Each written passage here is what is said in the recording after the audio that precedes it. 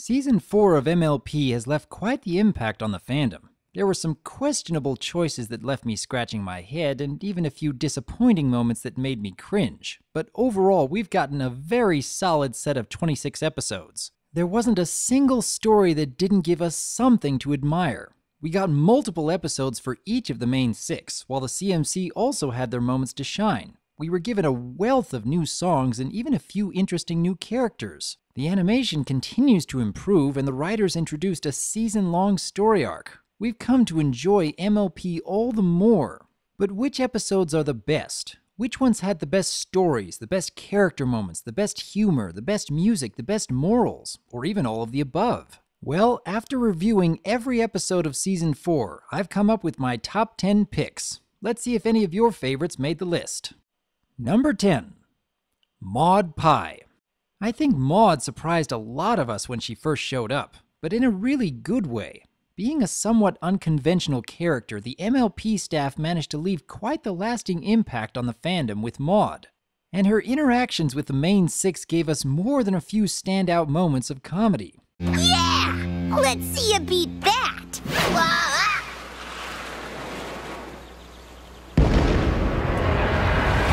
What I admire most about this episode, though, is the fact that I couldn't predict what kind of direction they were going with the story. Was Pinkie going to learn about accepting her sister's behavior despite being so different? Actually, no. Pinkie was already aware of her sister's attitude about life and managed to have fun with her anyways. Was Maud going to learn more about how to better connect with her sister by taking part in the fun? Actually, no.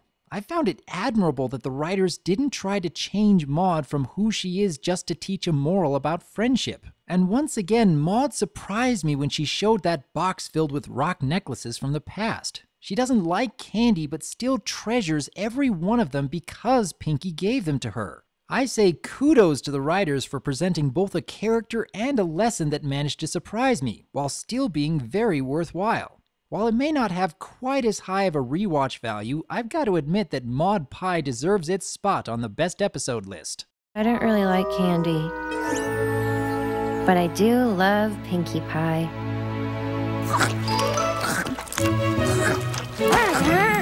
Number 9. Rarity Takes Manhattan. Having to wait more than 2 years for a new Rarity-centered episode, my expectations were rather high. But given that Dave Polsky had never written a story about Rarity before, I was feeling a bit worried about whether he could pull it off. Thankfully, Mr. Polsky did not disappoint. In fact, I was pleasantly surprised with how well this episode turned out. We got to see a genuinely interesting story about both the benefits and the problems with having a highly generous nature.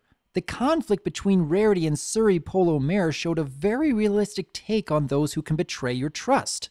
And it was quite admirable to see Rarity overcome this sort of struggle, as it added a lot more depth to her character.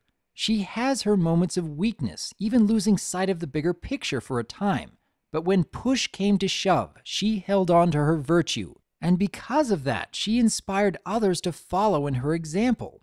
That is a fantastic message that holds true a lot more often than most people realize. But even beyond that, we get not 1 but 2 new songs for Rarity, where we get to see a wide range of emotions alongside some memorable musical styles. Throw in some great comedic moments from the rest of the main 6, and Rarity Takes Manhattan makes for a solid entry with a lot of rewatch value. I know! Ponies just bursting into song in random places at the drop of a hat? Who does that? Oh, Manhattan. Number 8. For Whom the Sweetie Belle Toils. While this certainly is not the first time we've seen these sisters being the focus of an episode, I believe that this is Sweetie Belle's best story in the entire series. And once again, I was pleasantly surprised to learn that Dave Polsky wrote this entry. Aside from some more adorable moments from the CMC and another enjoyable mental break from Rarity, we get a very relatable conflict from Sweetie Belle, who is always living in the shadow of her sister's accomplishments. And what really threw me for a loop was having Luna be the one to teach the lesson. Something that I really hadn't considered before, but comparing these 2 pairs of sisters makes for a brilliant bit of writing. On top of that, we get a very clever reference to A Christmas Carol in order to teach this lesson, showing bits of the past, present, and future. all while throwing in some very impressive bits of animation to show the transitions between each timeline. The character moments are believable and even relatable. There is some real growth shown in Sweetie Belle's character arc. And having a very meaningful appearance from Luna makes For Whom the Sweetie Belle Toils another great entry for Season 4. Don't you listen to her music? I prefer show tunes.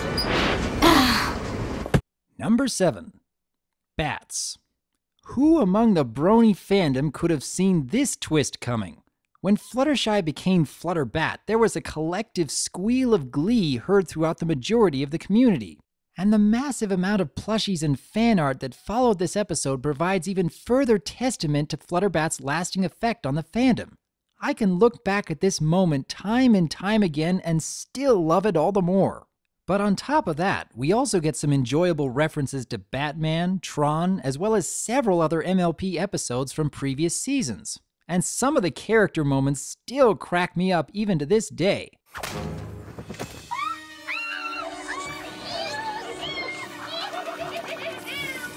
I was also impressed to see how much the lesson here stuck with Fluttershy, as she manages to show how much she has grown from the experience only a few episodes later, making this story all the more relevant to Fluttershy's character arc. And though we do end with a bit of a cliffhanger that may never show up again, I for one wouldn't mind seeing Flutterbat making a return in some future season.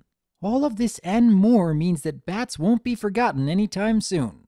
But maybe vampire ponies eat other ponies! I'm not taking any chances! Number 6. Philly Vanilli.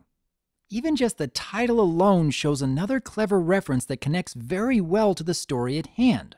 We get a great character moment from Fluttershy when she shows that she's taken the lesson of bats to heart by standing up for herself early on. But of course, the most meaningful reference goes all the way back to bridal gossip in Season 1.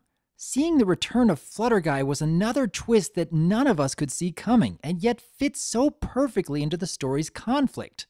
The music is also especially catchy. There are some lovely harmonies between the pony tones, and you can't help but smile every time you hear them sing. However, what I enjoy most about this story is when it's teaching about how you can overcome your fears when you realize that your expectations may not actually be what happens. That by itself is a pretty good message, and if the writers had left it just at that, I'd say it was worthwhile. But they show that Fluttershy doesn't overcome all of her fears in one go either. She talks about how she'll get there someday, but she's taking baby steps right now, and her friends are being very understanding about it. That one sentence from Fluttershy turned a fairly relatable and worthwhile message into a far more relatable and fantastic message, thus making Philly Vanilli into another solid entry for Season 4.